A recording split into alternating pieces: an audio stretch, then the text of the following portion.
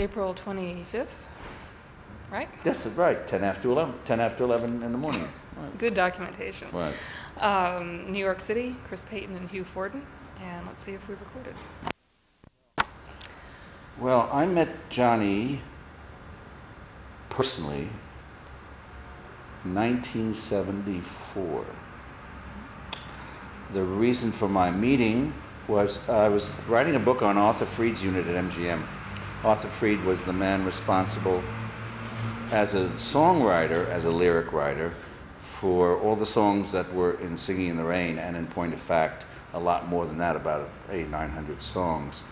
He was a songwriter at MGM at the period when MGM and all the other studios went from silent to sound. So all the songs that were in Broadway Melody and Broadway, Hollywood Review, Hollywood Party, all that stuff, was Arthur Freed, and then he became a producer at MGM and was responsible over the years for, from Wizard of Oz, getting Harold Arlen and Yip Harburg to write the score, to full-fledged producing, from Babes in Arms all the way through Meet Me in St. Louis, Singing in the Rain, Harvey Girls, which is what we're going to talk about in terms of Johnny, and Gigi, and all the major musicals at MGM.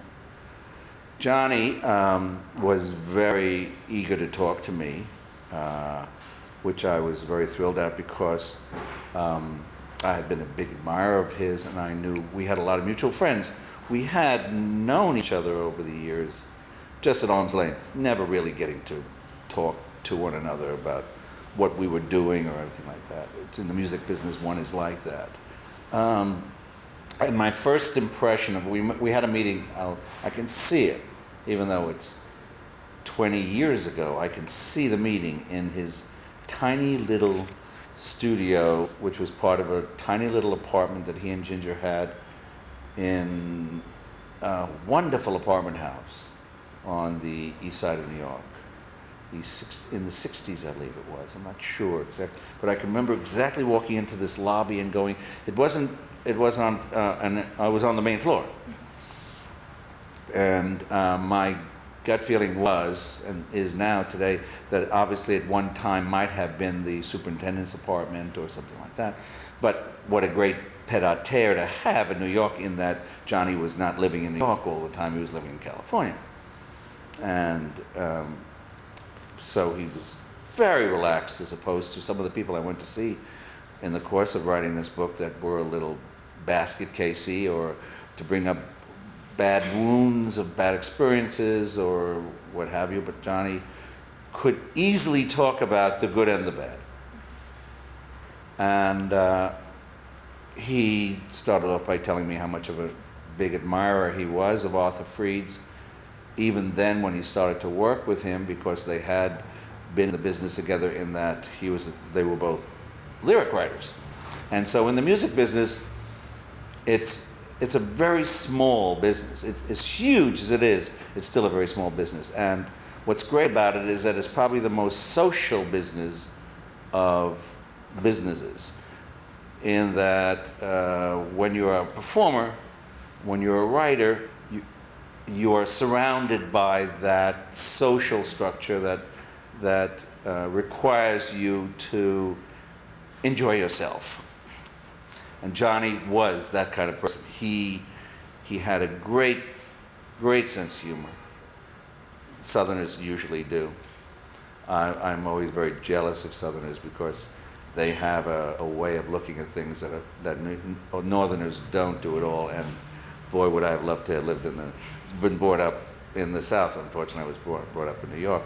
But I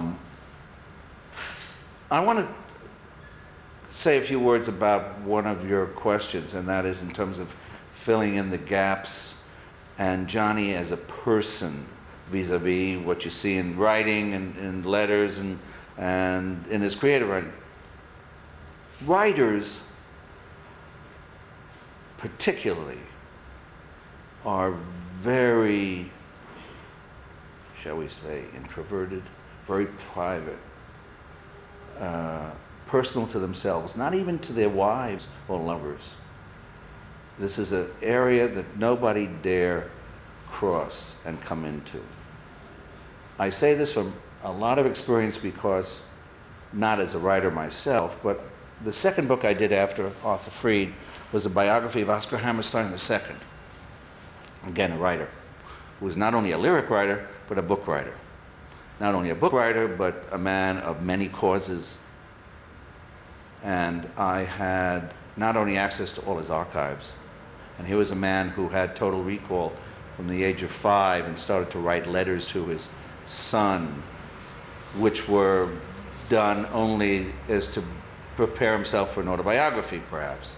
His son was working in California and said to his father, listen, I've never really got to know your childhood. Start telling me about it. Instead of writing me and telling me that Oklahoma's doing well or this road company, me and Julia, the son was growing up and trying to force his father someday to write an autobiography. Well, I had that. I had access to his 5 children, 2 adopted, his wife, what better person who sleeps next to him but that. And I came away, and the title of the book was Getting to Know Him. Stephen Sondheim, who was more or less brought up by the Hammersteins, did the introduction. And as careful as I was, and I worked on that book for 7 years, I have to say, in all sadness, that you don't really get to know him. You get to know him much more than anything else, and you see the complexity. Writers, of course, well, it's cliche to say writers are complex. So many other people are complex. But lyric writers particularly, Ira Gershwin the same way. I mean, he was married to Lee Gershwin for 40 years. And I knew them, and Ira never talked really? About, I mean, what their gut feeling was. I mean, I remember talking to Dick Rodgers. I didn't know Oscar Hammerstein. And when I finally went to see Dick Rodgers, because I thought that this had to be very important, I wanted to get to know him from his collaborator too. I plugged in the tape recorder, and Dick said, I don't know how much I can help you because I never knew whether Oscar liked me or hated me. And I thought for a second, and I said, Mr. Rodgers, I said, you know, it takes 2 to tango. How did you feel? He said, I had a great admiration for him, but at arm's length. I said, for 27 years at arm's length, I said, did it ever occur to you when he wrote a great lyric to put your arm around him and say, gee, Oscar, that's fabulous? And he said, no. Now, sure, I mean, if it didn't occur to him, obviously he wasn't getting the vibes from Oscar. Not that Oscar was not a loving man. You can't get anybody to say a bad thing about Oscar Hammerstein, because he was a wonderful man. He was godlike in a lot of ways.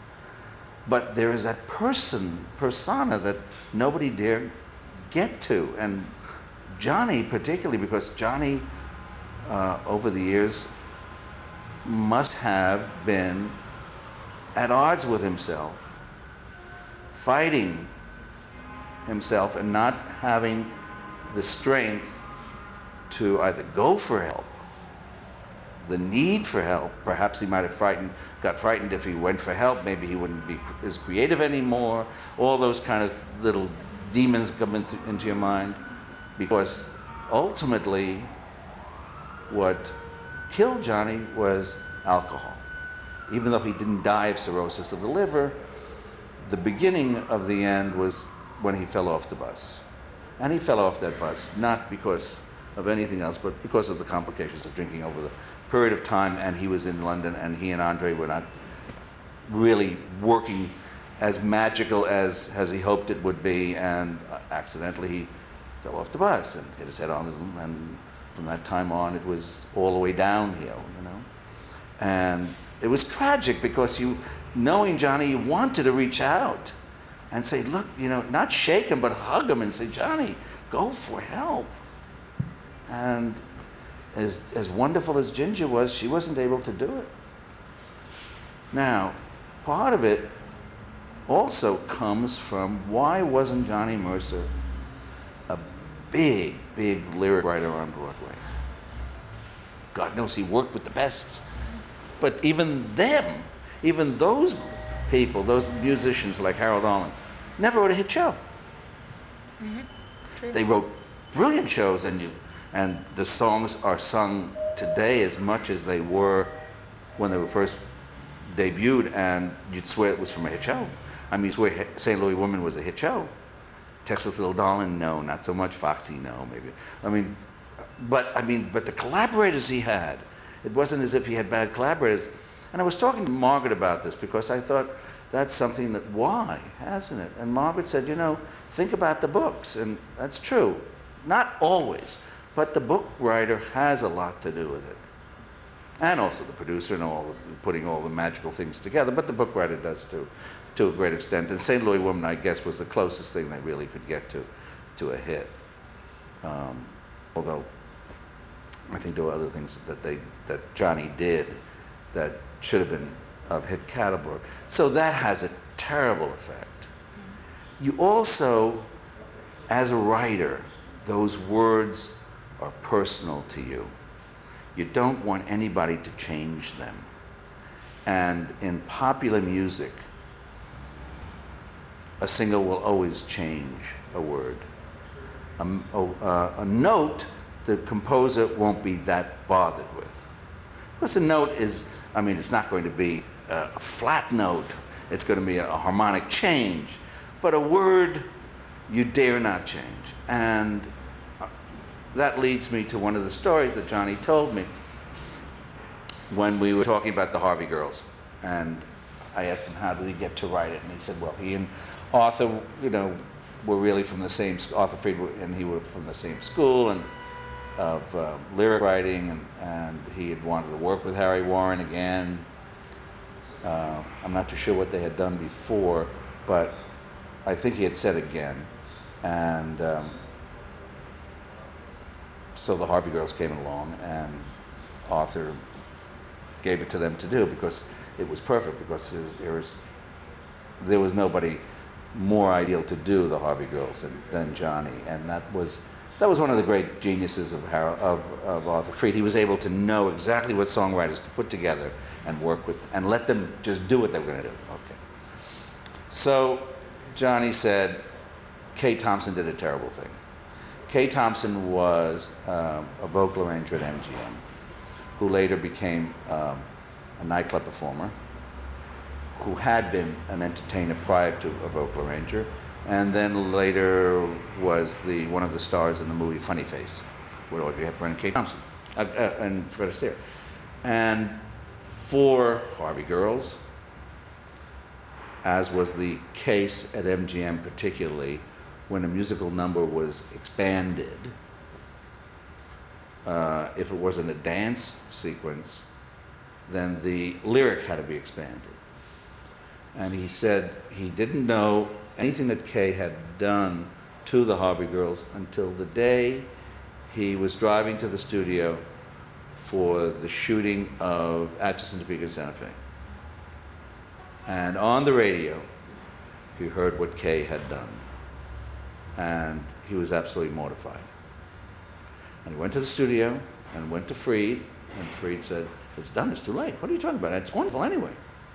And Johnny was absolutely incensed. What Kay did was, she didn't change the basic song. What she had to do was expand the number into a story. And it all sounds like one piece. In point of fact, if you're not in the business, you would have thought that Johnny wrote it. And that was the great talent that Kay was able to have. Some vocal arrangers, you can't understand even where the song, what really is the song, because they've just emasculated it. With Kay, and particularly with Atchison Topeka, I thought it was, and I had a big argument with him. And then finally I said, Johnny, I'm not calling you a liar, but you could not have heard it on the radio, because that was a 9.5-minute number. And in those days, we had 78. We didn't have tape recorders or wire recorders in those days. You couldn't have heard it on the radio. You could have heard your song that they might have taken out of the studio by, stealing it, because no recordings had been made yet of Atchison Topeka. But you couldn't have heard what Kay had done. He insisted that. And when he was telling me the story, it was as if it all had happened again. He just got more and more incensed. So, Jim, somebody at the door. Oh. So, I could see, that Johnny was this way about his words, which you could understand. But at the same time, I think what happened with Atchison Topeka is one of the great, it's almost as great as Gene Kelly's dance in Singing in the Rain. You know, it's a monumental piece. And but Johnny's lyrics, which I believe say an awful lot about himself as a person,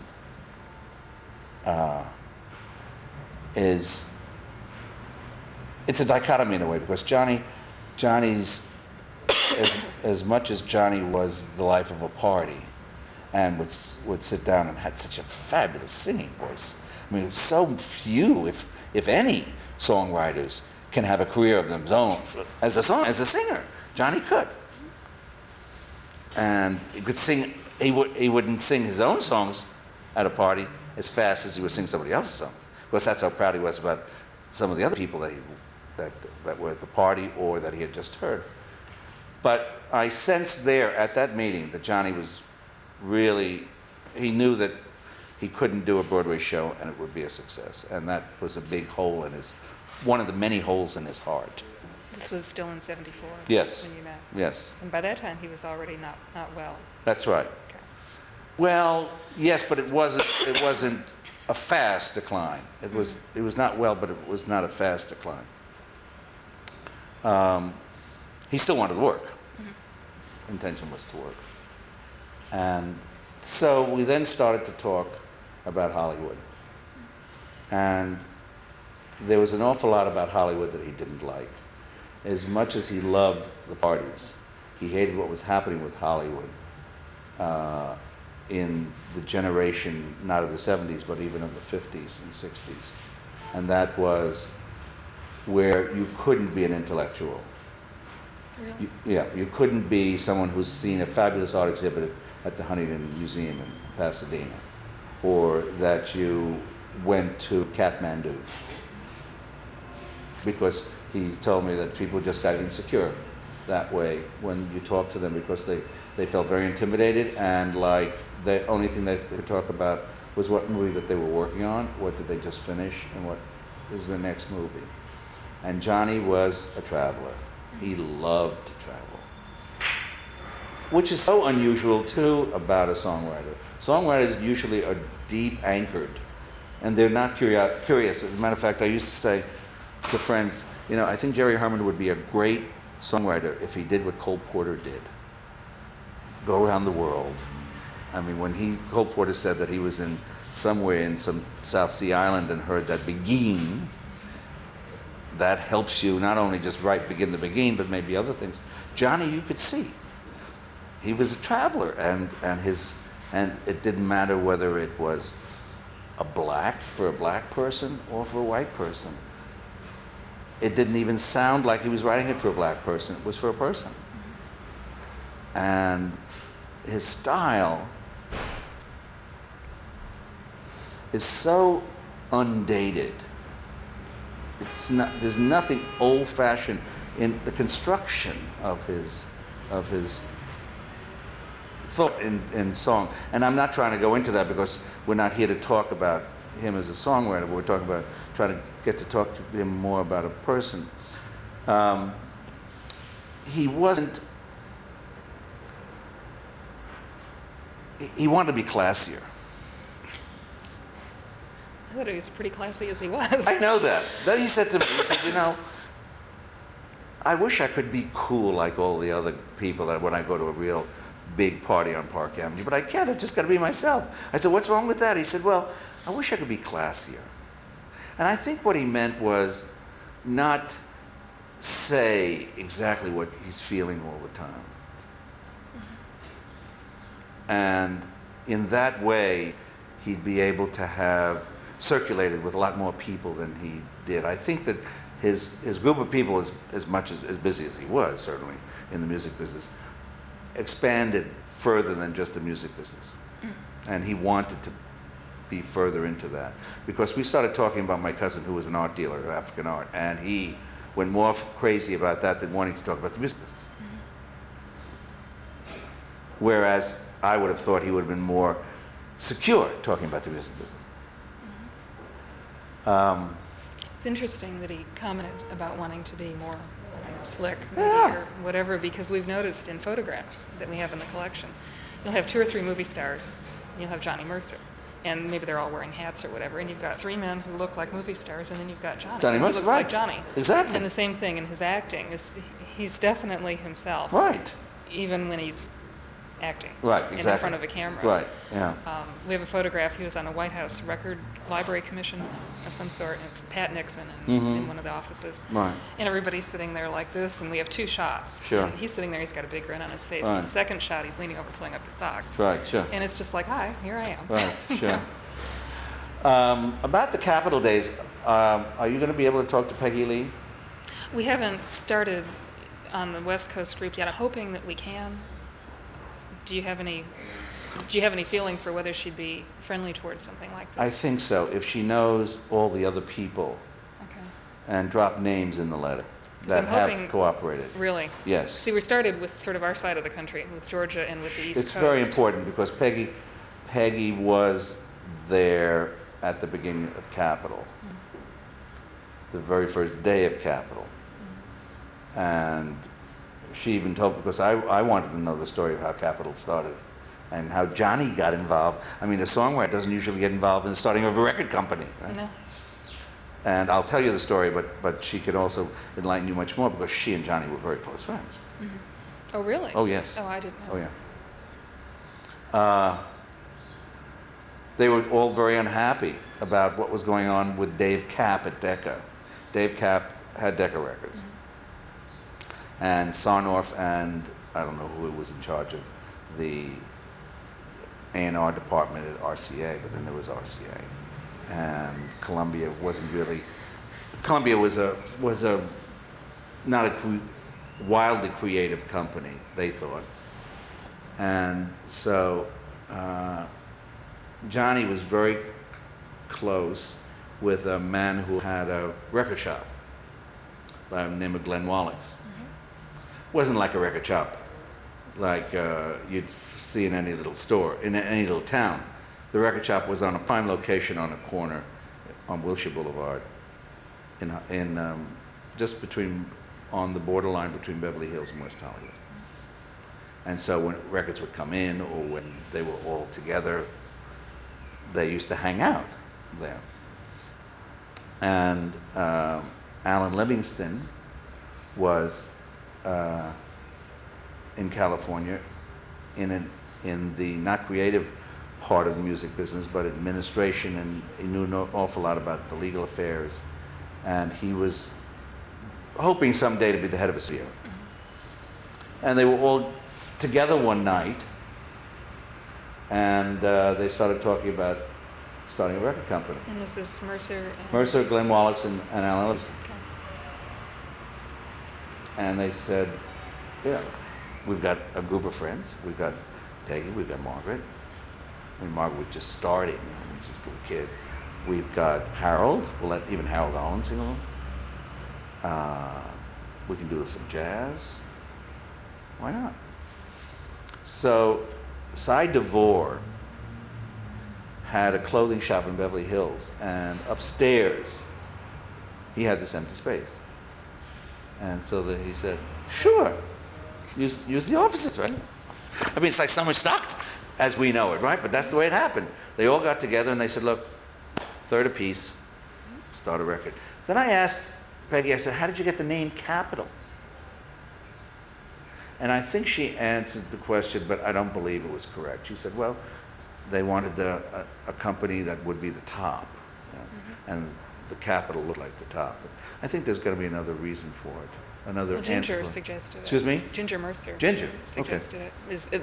That's one of the reasons we're talking to people, is we have different Sure. variations on... But Peggy wasn't too clear as to how they got Right. the name Capitol. But did Ginger mention about anything about what I've just said about Cy DeVore and about Glenn Wallace and them all getting together? We never had a chance to talk to her about it. Oh, Strange. really? Well, every time she Oh. came to Atlanta, she was good friends with the provost at the university. Okay. And they would get Okay. together and talk, and it was Right. difficult for us to sort of get her away Sure. to have a conversation, so we never had a chance to ask. Right. But Johnny's version is that it was Ginger's name. Sure. And Well, you see, the design. Johnny had been under contract to Decca. as not just a writer. I mean, she wasn't the contract to Decker as a writer, she was under contract to Decker as a singer, as was Peggy Lee, and a few of the other people that just decided, you know, they wanted to do certain things, and Dave Kapp said no. I remember Peggy said she went to Dave Kapp. She was at Decca again. She came to him with this idea of doing the song Lover in a Latin rhythm. And she wanted to have a big, like, echo sound. There was no such thing as reverberation. There was no tape. This was direct to disc. And Dave Kapp. So her next idea was to go to Capitol because they had Les Paul and Mary Ford doing a lot of that kind of stuff. And so she went to Glenn and Alan. They said, of course, by all means, just do it. When would this have been? About what time period?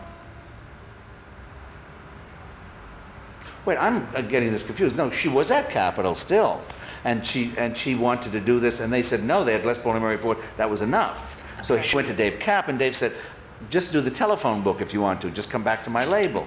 So she came to New York, and this was 1940. This is 1951. I can get you the exact date when we get off, because I'll look at the discography. Okay. What she did was she took Gordon Jenkins, and they came to New York to a hall. Gordon went on one end of the hall, and she came to the other end of the hall. And they did it with headphones on, even though there was not tape. So she was able to hear. Interesting. And she did Lover, and then she did Just One of Those Things, and she went right over the top back at MCA. But she had a very major part of her beginning career at Capitol. And then after a few years at Decca, she went back to Capitol and stayed there for the rest of her career. Really? How Johnny got out of Capitol, I believe it was when the company was sold. His stock was with him to the day the company was sold to the English company. Even though he wasn't performing that much on the records, it was nonetheless there. What else? I think what I could do is look at my interview. When I interviewed Johnny, I had it all transcribed to tape. You did? Right. The tapes are at the University of Southern California. I don't think you need the tape so much as the transcript. Sure. The transcript is at my house, and I could Xerox all the pages and send you. Oh, Because I didn't look at it we'd be last thrilled. week, but that, I remember that, and you could have that for the, That'd be wonderful. You know? And what we'll do then is work with USC sure. to overview Get them, use have them on it. make a copy of the cassette. The archives are closed now by my instruction because they were letting everybody at MGM listening to them and stealing information from it for their repackaging of all their old MGM movies that they're doing. And so I told them to close the archives and for instruction for me, but I could let them copy that for you by all means. Then the next time that I met Johnny after that meeting was when I started this record company. We did a record with Richard Rodney Bennett. And when was this? What? This was You met him first in 74. That had to be 1978. Okay, well, he passed away in 76. No, so sorry. If it was 78, if it was 76, then it had to be 75. Okay. Okay. He went into the hospital in October of 75, so it would have been the first. Okay, first so part of that year. the album came out Christmas the year before, so this had to be like January. Okay. Okay, and it was about blues opera. Yes. This is what happened. I had done this album with Richard Rodney Bennett, which he performed ballets from Bloomer Girl, a piece by Richard Rodgers and a piece by Cole Porter. And Harold came to the party. We had a listening party. And Harold was thrilled that I did this piece from Bloomer Girl. And he said, "Is there anything else that you might want of mine that you'll want to record?" I said, "Yes, but I don't think you'll give me permission." He said, "What is it? You can have anything you want." I said, "I want to record blues opera." And he said, "You got to be kidding." I said, "Why would I kid? Do you want to turn over the tape?" I think so. Okay, I don't want to lose this. That's getting Okay. that. I It was the kind of look on the face that you get when you've just opened a show and the reviews are terrible and it's going to close tomorrow.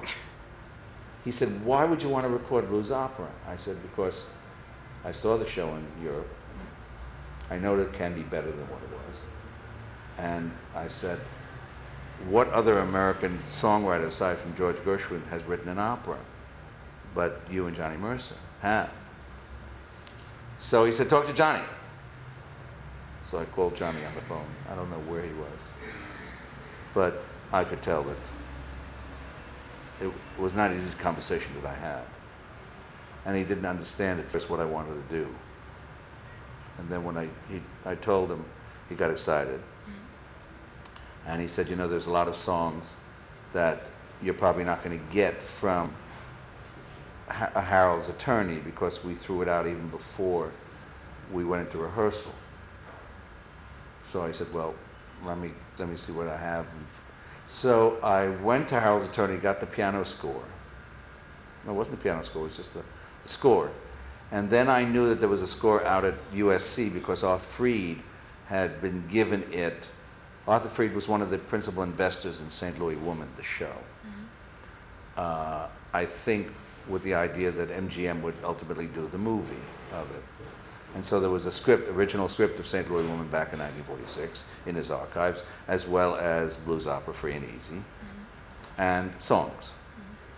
So I had the University of Southern California photocopy the whole script of blues opera and some of the songs that they had. And then I went to then what happened was nothing happened with the album recording because it became, I realized, a monumental expense. It was starting from scratch, and when you do an opera, it's more expensive than doing a Broadway show. So I got a phone call from Johnny about a month later asking me what was happening with the recording, and I remember honestly double talking to him about it, saying, oh, well, you know, we're going through casting now, and casting isn't too easy. And he said, well, when you get any closer, he said, I want to be there when you record it.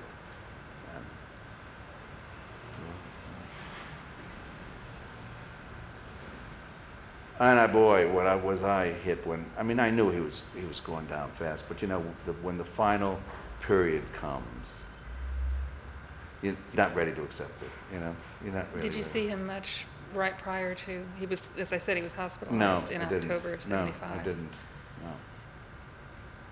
No. From what we can tell, he went into the hospital and there was surgery, and then there was this sort of wall that went up of privacy between then and when he passed away in June. Right. And Well, he was in a coma. see, we don't, again, the archives needs to know, and we've Sure. had different stories, and there never seemed to be a really good time to ask Ginger about it. Right.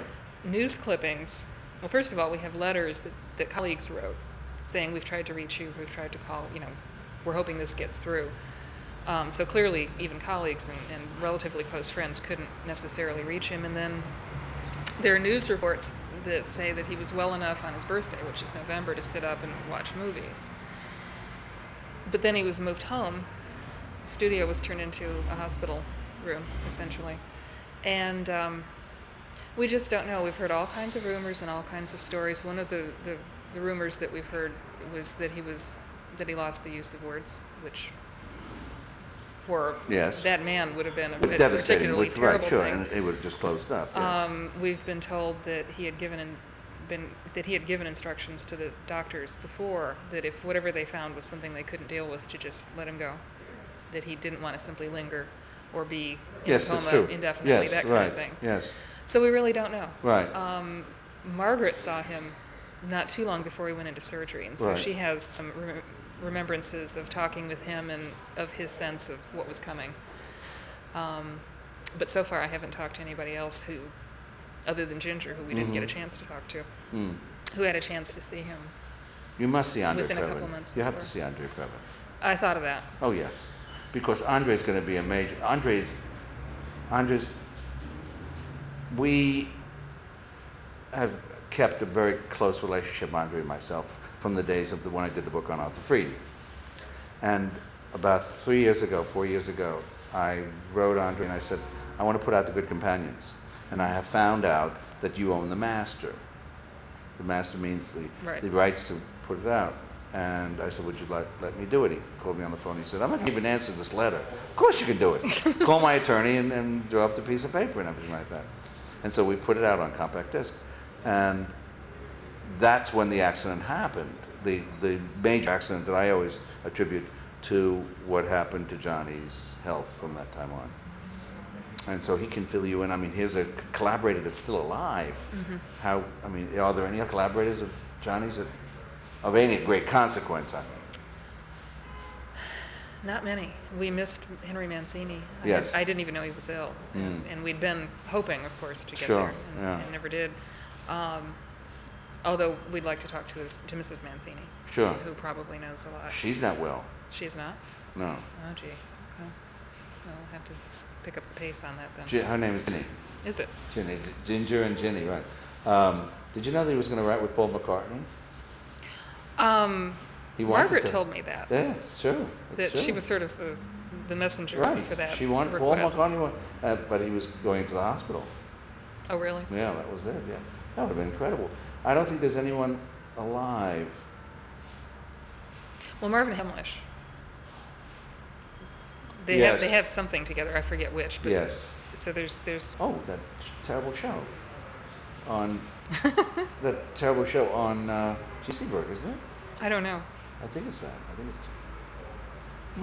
Marvin's a yeah. If you can get to see him, look, anything that would help. Right. Would help. Andre, I think, will really zero in on I it, think you he'd know. be excellent. Yes. You Because have his address? No. I can give you his address. We'll be thrilled to Yeah. have. Yes, because he lives here in the east. He That's lives part up of the other part of what we're doing is asking people who else can we add, Sure. because we're just building these lists, Sure. these circles Right. of people to talk to. Right. No, Andre definitely.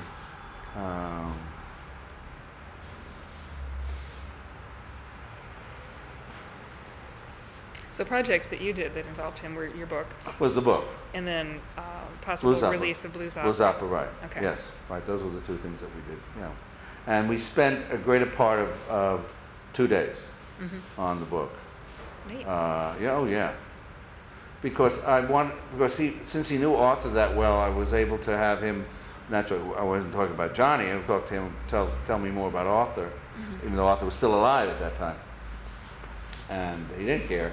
But he talked straight from the belt. How were It his was perceptions? Did he have a pretty good way of absorbing and analyzing? Yes, and he was more about, communicating? of course, more about other people than about himself, which is always the case. That's why an analyst can't be analyzed. He can't analyze himself. He has to go to another analyst to be analyzed. Yes. He nonetheless gave me I walked away both times feeling sorry for Johnny. Really? He was a lonely person. And he wasn't at that time. He wasn't a lonely person. I mean, he and Ginger were leaving. No, the first day I saw him, Ginger hadn't come in yet.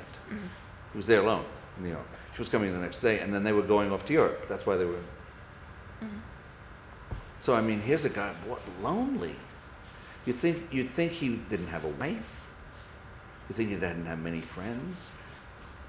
That's the kind of it was a failure sense I sensed about him. God, failure. I mean, I could tell you about failure from some of the other writers that I've talked to, and understandably it's failure, but Johnny was certainly not a failure in anything. Not even okay, so the shows were not hits. And they're not the first song that comes into your mind if you wanted to do a Broadway medley of songs. But when you hear some of the songs he's written, people say, oh no, Johnny Mercer did write that. Well, at the time, though, that you were talking to him, his style of music was so much out of style. That's true. That may have... That's true, but you see, it didn't matter to a lot of other people. I mean, I sat and played poker with Ira Gershwin at that time, too.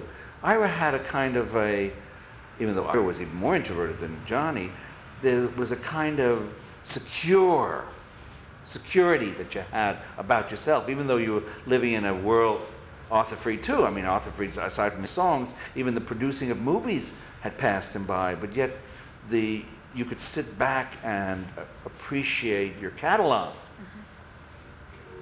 It was as if someone didn't know who you were talking to, they wouldn't know that was Johnny Mercer. Really? Well, his writing takes kind of a melancholy and very introspective turn in the early 60s. Yes. So, But yet, well, that's true, but then there are... not entirely. Not entirely, no. But Yes, more yes, it so does. than... Oh, yes. Oh, yes, yeah. Well, but then again, it's also attributed to the songwriter he had. A lot of times you think that's the case, but the melody has been dictated by what you love, because it's not too often that you're able to write the lyric first and then the melody comes later. It's always the melody first. There's only Oscar Hammerstein and Dick Rodgers that always made up these dummy melodies, but basically they had talked out a song. Songwriters the lyrics always came after or together at the same time. Yeah, and Mercer generally liked to have the title in hand first, Yes. too, so that Right. Yeah. kind of sets the stage Right. for things. Yeah. Right. One of the quotes that I've seen somewhere I can't remember if it's a news clipping or what, but somewhere in the collection is that Ginger was quoted as saying, "I don't know why Johnny's unhappy. We've had a wonderful life." I mean, there was definitely this undercurrent. Yeah. And that was one of the things we talked to Margaret about in her interview, was why. You know, we probably can't answer it, but See, just... I mean, that's why he worked so well with Harold Arlen, because Harold was the same way. Oh, really? Oh, but Harold had reason to, because he had made a major mistake in his marriage, and he carried the marriage through until her death. She was a psychotic for 3/4 of their marriage, his wife. And Harold had to live with that and the nightmare of it, and then the guilt, of course, after she passed away, the guilt, I did it, blah, blah, blah, blah. So, I mean, Harold and he were two perfect people, collaborators to work together, But, and a lot of what Harold's melodies are like are very moody.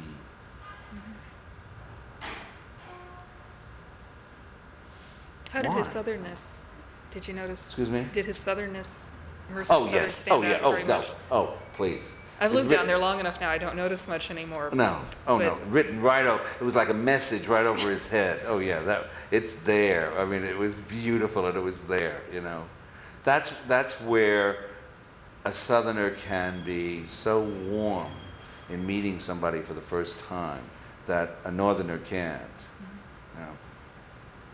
They just don't know how to do it. Southerner, that's the only way they can do it. So that's there. But after a while, once you start to get talking to them, and then you start to try to scratch the surface, that's when the walls go up, and you start to see it might not come out of their mouth, but you see it all over their face. That's another thing too. A Southerner can't do. A Southerner can't hide. Well, manners can hide a lot. Manners can. Yes, manners can. Southerners are experts at manners. Yes, that's true. That's true. Yeah, that's true. We've wondered about that off and on because we have a few comments from people about his southernness, especially when he first came to New York. I mean, back in the late 1920s Right. with the seersucker suits and just Sure. being very southern Right. all over. And Sure. he doesn't have that much of an accent. No. And no. so we weren't sure. And one of our broadcasters down in Atlanta commented, he said, well, it's a little bit southern, but there's that Hollywood R. And Right, that's trying true. to analyze the way his voice ended up Sure. Right. 30 years Yeah. later. Yeah. Do you have the CD that he did for Lyric and Lyricists? In the We have the collection? LP. We haven't. We're now selling that on CD. I'll give you a copy too. Wonderful. on CD. Actually, I'd like to know anything that you know of that's still available. I was looking at your Right. list of. What did we just use a picture of him for? That's so wonderful. I can't believe this. I asked for a special picture of Johnny for the back of the booklet. Well, we've got the Sylvia Sims. Oh, that's what, I'm sorry. Okay, Of course, well- the Sylvia Sims, right. Okay. Yes, the new Sylvia Sims album, yes. Okay. Right. Yeah. We can do it after, but if we can just sort of run down any titles that you know that are still in print. Oh, that's all of Johnny concentrated in one album that I do have, that I have in print is those two, and I didn't do anything else of Johnny's specifically. Johnny, I did Harold Arlen, the Barbara Cook album, but that's with Dorothy Fields, and there's some. Then on the Live in London, I had myself a true love and rips everybody apart with it. Really? Just incredible, just incredible. But I mean, there is a perfect example. You cannot believe that that's Johnny Mercer. The more you look, the more there is. Right, and then the same person wrote Accentuate the Positive, Hit the Road to Joy. I mean, just, you know, you go on and on that way. It's just, you know, and it's just, attention's not drawn to lyric writers in the East unless they're Broadway. And that's unfortunate. It shows you how narrow-minded they are, you know? I mean, why does it always have to be Larry Hart, and why does it always have to be Cole Porter? It's an interesting puzzle, and we go through it all the time because we get calls from, we put out press releases periodically on things. And we'll get a call from the Atlanta Journal's, you know, calendar editor saying, my editor says Johnny Mercer did not write Moon River, that Henry Mancini did. And we'll say, well, yes, ma'am. Mr. Mancini wrote the music, but Mr. Mercer wrote the words. And they say, aha, I can tell the editor There's a he's wrong. story, there's a terrible story that Dorothy Hammerstein and Eva Kern were at a party in New York. And the hostess from the party introduced Eva Kern as the wife of the man that wrote Old Man River. And Dorothy Hammerstein was to have said, oh, no, no, no, no. That woman's husband wrote da-da-da-da. My husband wrote Old Man River. Well, first of all, Dorothy Hammerstein would never have said anything like that. I mean, nobody in the right mind would have done anything like that. So, yeah, I mean, sure. Yeah, Moon River, right. I used to have resentment, in small part, to Hank Mancini because Hank did take credit for a lot of the stuff, not writing the words, but it was his song. There was never his collaborators. It wasn't Leslie Berhouse and Victor Victoria. It wasn't Johnny Mercer on so many of the songs. It was his, you know. Well, for all intents and purposes, 90% of that movie was his. It was just the song that it was collaborative on.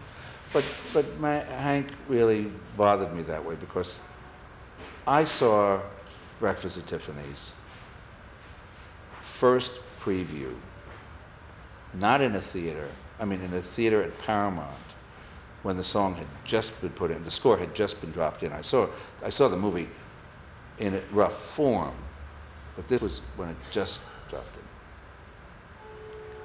in. And the third note, I knew that this was magic. And when she started to sing it, it was even more, I said, forget it, there's no contest, this is an Academy Award. And I remember seeing, Johnny was there among some other people, and I said, there's no question, what are you talking about? And they looked at me like I was crazy, you know. Is really that wonderful? I mean, people are that insecure that way, you know? What does that song really mean? All that stuff. Is it going to work? Is the movie going to work? And the same thing with Days of Wine and Roses. And it's just, it's amazing, you know. And so then I said to myself, well, you know, in so many ways he was like Oscar Hammerstein. I mean, they were poets. He was a poet. And as Sylvia said when she bought that book, which she was given that book as a Christmas present. Sylvia Simmons was given that book as a Christmas present. And she said, my God, and she knew Johnny very well, that he had written that much and then decided to devote a whole concert to Johnny's words, you know. And you can't get to know that. You see, people think that, and I'm not admonishing you because this is part of the archives of Johnny Mercer, people think that if they get to know that person, they'll understand how they wrote. You might have been Pablo Picasso's closest friend, but you can't see what he sees through his eyes. You can't know what someone thinks about in their brain. It's not going to help you to understand their writing better. You interpret it. It's how you interpret it, you know? And Johnny was even more of an enigma because from talking to him, you wouldn't think that he was the writer. Really?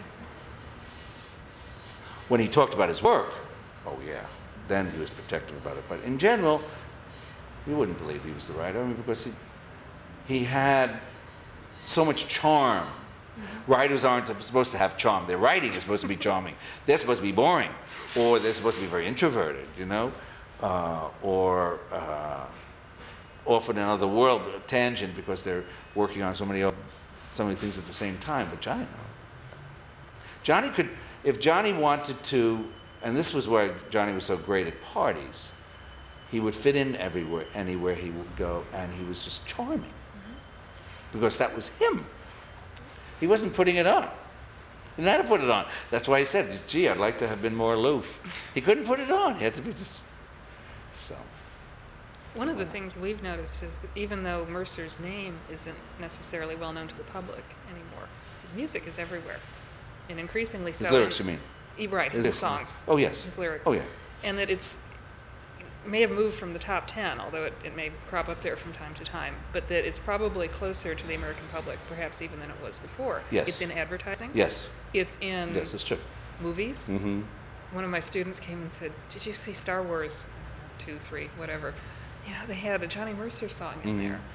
And you know, the unfortunate side is that people don't associate his name, but the music is part of what we are now. It's true. I think that's the case, exactly, because that's where we are today.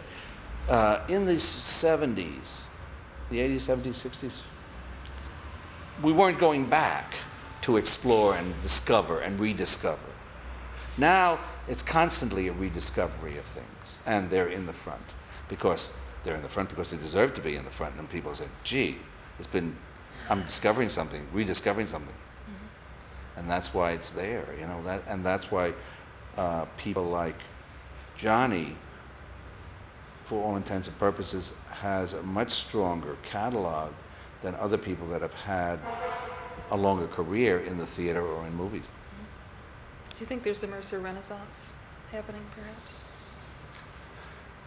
Again, it's very hard with a lyric writer because you have so many different styles. With a composer, it's easier. I think so. I think that I always go to a singer when I start thinking about doing an album of taking the music, the composer. Mm-hmm. But of late, I've had more success going to an artist with the lyric writer, because there is that variety, that different style, and with Johnny that would be the same thing. Particularly because he had so many different collaborators. Correct. Yes. Johnny, for the most part, though, I associate with a man singing Johnny songs, even though a lot of the songs come from St. Louis Woman and women type songs. I always see a man doing it. Why? Because Johnny did them. Yes. You know, and that's the way they were written, for Johnny to do them. You know what I'm saying?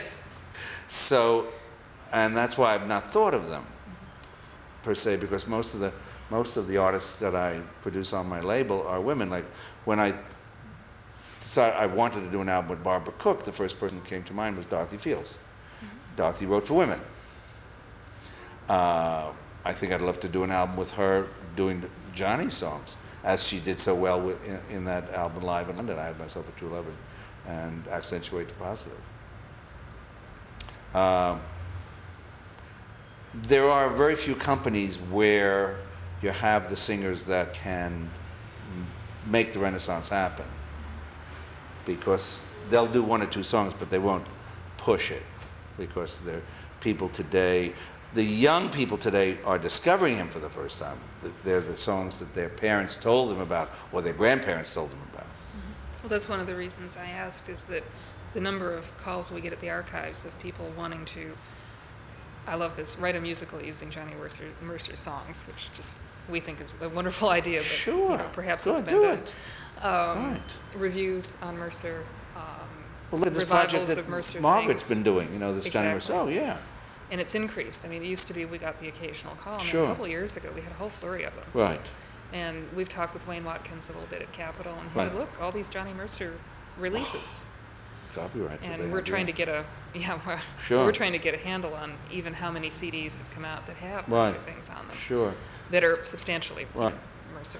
In the tonnage that just came in the crates from Ginger, was there anything more from Blues Opera? Did you know that? I haven't seen any. There Uh-huh. are pieces of music. It's pretty thin. I think we Thin. the original group that came Right, to us was from yes. the studio, Yes. so that would have had most of his Right, working yes. things. However, we are finding pieces of music Right. and things, and we're sorting now. It's Sure. Photos here, Right. letters there, sheet music somewhere else. So it's going to be a while. Sure, of course. I haven't Yeah. seen anything Yeah. relating to blues opera, Yeah. but we might turn something Yeah. up.